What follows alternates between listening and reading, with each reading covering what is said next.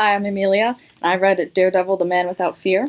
It's 219, and it's Badlands by Frank Miller and John Buscema and Gary Tallock. This is the cover. So, first off, starting with the cover, I thought that it was really interesting because it has a little bit of dialogue, which got me hooked at first. And then it also shows Daredevil in his costume, which I thought was a really interesting contrast, since in the rest of the book, he's just in normal clothes. And in the films, he's in both. But anytime he's doing his superhero stuff, he's always in a costume.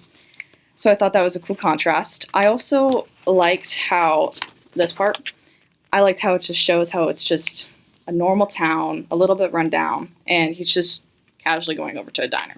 So it sets the scene for some chaos to happen, of course.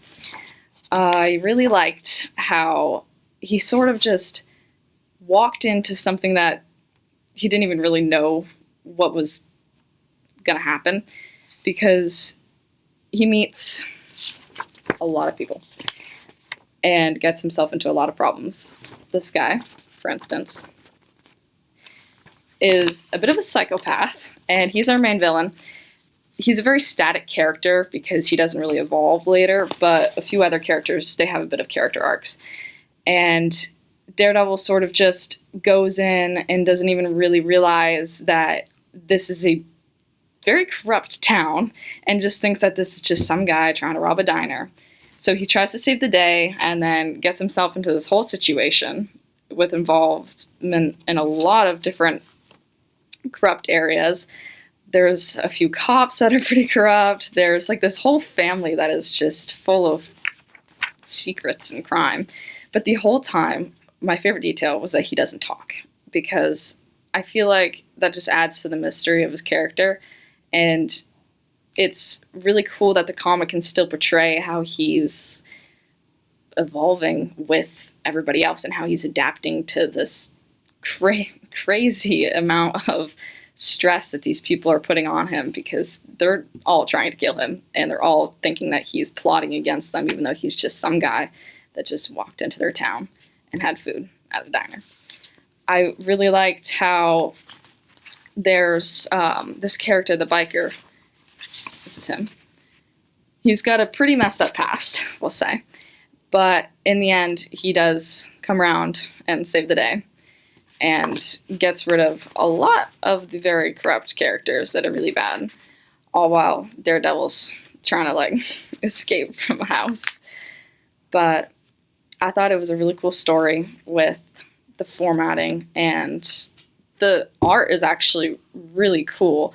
I've read a few other comics before, but I think this is probably has some of the best art that I've seen, because sometimes in comics it can be a little bit unclear what exactly is being depicted, but this, it's just very clear and everything's really detailed, and I like how the artists did shadows around certain things, so it adds some more depth to the characters, visually.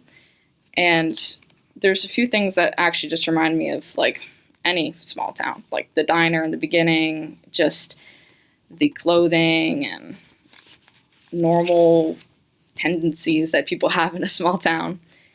I thought it was a really well-written story, and it was also really different than the movies, which was really cool, because in normal Marvel movies, they're almost always, whenever they're superheroing, they're always in the costume, and they're always saving the day, and people are very happy that they're saving the day. But in this, all of them are pretty mad at him for beating up a bad guy, which is really crazy. But then later on, it goes to explain how he's really just accidentally stepped into a giant corrupt town, and everybody's playing each other, and there's so much crime going on that's just being overlooked, and he just walked right into it with no clue.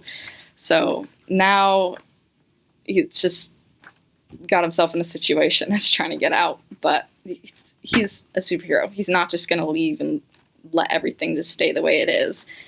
So he gets more involved, and then more people don't like him, and it just gets even more chaotic.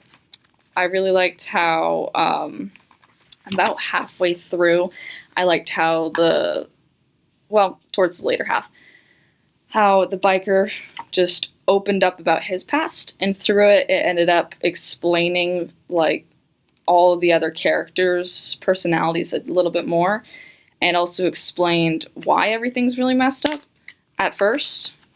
And that really answers a lot of the questions that we begin to develop throughout the comic. And I really like it. It's really good.